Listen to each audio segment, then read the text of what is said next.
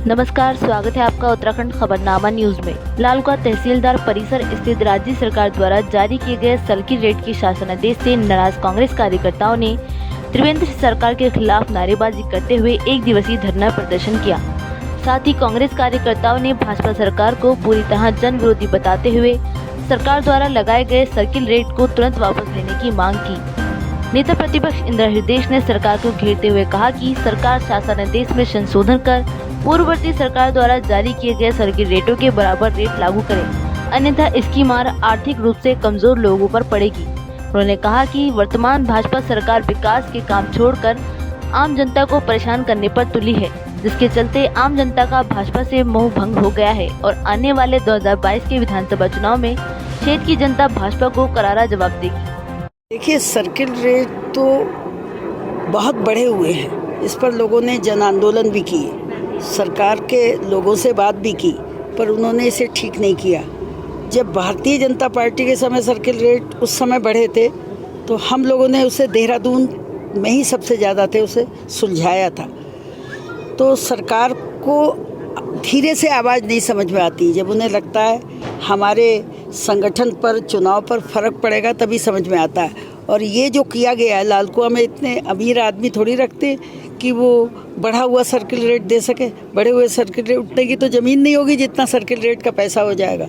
तो जो जियो किया था कांग्रेस ने ज़माने में, उन्हें चाहिए था चुनावी वर्ष में कम से कम उसी जियो के आधार पर पैसा लेते। पैसा देने को तो हो सकता है जियो के आधार वाला भी ना हो, किस्तें भी अलाउ कर देनी चाहिए थी, हमने की थी इस मामले में। तो अब 2022 आ रहा है, हमें ये उम्मीद है कि परिवर्तन का मन जनता का बना हुआ है, तो ये 2022 तक ये सुलझा नहीं पाएंगे। हमारी सरकार आएगी, कांग्रेस जन मिलजुल कर कोशिश करें, अपने आपसी विवाद और उसमें उलझे नहीं और कांग्रेस को लाने का प्रयास करें। हर कार्यकर्ता को मेहनत करनी होगी, फिर आपको आंदोलन में नहीं बैठना होगा।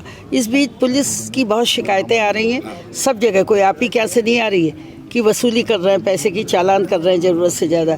इस पर भी हम निर्णय लेने जा रहे हैं कि सब जगह धरना प्रदर्शन किया जाए, थानों के सामने या पुलिस में जो सबसे बड़ा अधिकारी उसके आवास के सामने, जो भी सुलभ और ठीक होगा।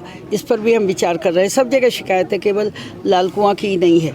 मुझे ऐसा लगता है इनसे कह दिया गया इतना पैसा वसूल करके लाओ, ऐसा दिखाई दे रहा है। मैं अपने ढंग से उसकी जानकारी भी प्राप्त कर रही हूँ। नेतृत्व तो कांग्रेस पार्टी का रहा हमेशा, आज तक। देश की आज़ादी के बाद से आज तक कांग्रेस के नाम पर चुनाव होता रहा और जब बहुमत आ जाता है तो जो नेता चयन किया जाता है वो प्रदेश का मुख्यमंत्री बनता रहा है।